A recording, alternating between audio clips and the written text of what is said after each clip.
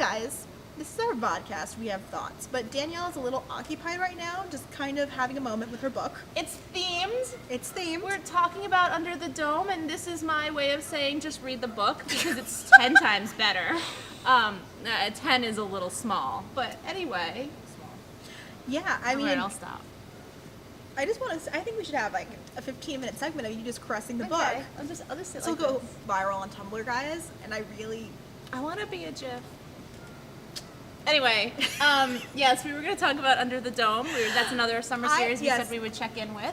I watched part of it. Okay.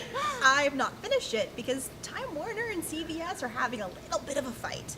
And because I live in the nice area of Los Angeles, which I do love, by the way, Time Warner has opted to block our CBS. So that means, most importantly, I'm missing a lot of my Dodger games, which is not okay, guys. Really not okay.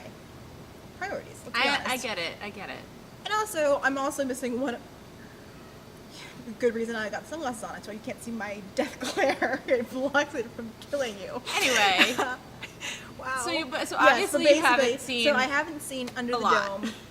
I think in the past. That's what I was. I mean, if you 3 or 4 episodes, I'm not sure how. And many those are the ones been. where things actually started to happen. So that's actually a problem. Yeah, but you said that at the same time, like with the last couple that I did watch. Well, what was the last one that you watched? I don't even remember. Well, what happened in it? I don't even remember. It's been that long. Well, but that's what I'm saying because I mean I know Angie is free, and I really but she's rolled been my free eyes. for a while. I haven't had CBS for a while. See, here's the thing. We talked in the beginning of pre-premiere when we did our expectation post for Under. Was it not pre-premiere? Whatever. We did an Under the Dome podcast for. We watched the pilot.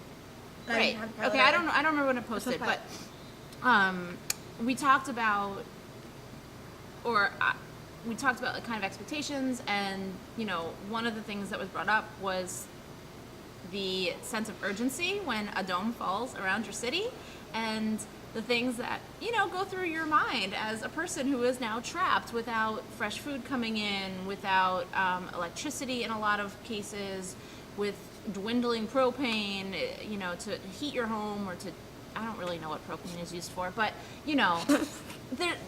all the necessities, all the things that we take for granted because resources run out. Well, whatever, resources run out, right? And so that's my issue is the first, and granted the show was very clear that the first few episodes were just like the first 2 days, and so things felt slower and drawn out because of that. But my issue started back in episode 2 when, rather than dealing with this dome that fell, all of a sudden there's a random like meningitis outbreak, and there are all these things that have nothing to do with anything, and looting doesn't even start until like episode 4 or 5. People aren't starting to think like, oh hey, I'm trapped. I felt like everyone was just going along their business as normal. Yeah. And that was a huge problem for me because that's not realistic. I saw someone die. I saw the aunt from Sabrina the Teenage Witch die. Okay. All right. So that episode, which I think was now 3 weeks ago, I can't exactly remember. All I'm telling you is it's been a while. It's been a while, and it's also a problem that we can't quite remember when things happen because things happen so sporadically. Like, my issue with the show is that there are long stretches of time where nothing is happening. Like, no, I don't care about Julia and Barbie. Because first of all, and okay, if I'm gonna just hug the book again, Julia Shumway was a hero and a badass in the book. Like, she was awesome, and they have ruined her character. They ruined Barbie too. But I think he's still interesting, just in a different way. Yes, fine. I think she's no longer interesting. I think she's now a trope. Because she... Yes, oh, absolutely. In the pilot, she was out there with her camera and the investigative reporting and whatever, and then that all fell away when she started to make out with Barbie. Can you not multitask? Can you not fall in love with somebody and also try to get to the bottom and do your job? Like, I don't understand what happened. And even when she started to, like, learn about the dome and the mini dome with Joe, she let that go. Oh, you didn't see last week's episode. No, I have. Do you care if I spoil? No. Okay, so see what you're doing, CBS? Because while we're talking about Julia, like, this was my most recent main issue is she finds out, she kind of sort of puts together the fact that he killed her husband. I saw a summary about that. So she, I guess, has some skills in journalism and investigation because she kind of put some threads together without him having to expositionally tell her. But she's okay with it because he left her $1 million insurance policy. And that wasn't, that was more subtext. Like, she didn't come out and say, I'm okay with this. I'm okay with it because I'm now rich. Also, are you rich? There's no money necessarily in a dome. It's very bizarre logic.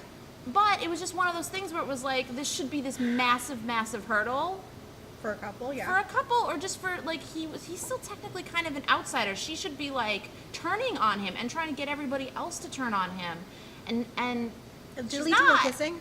There I were just more can't. kissing. And I don't understand.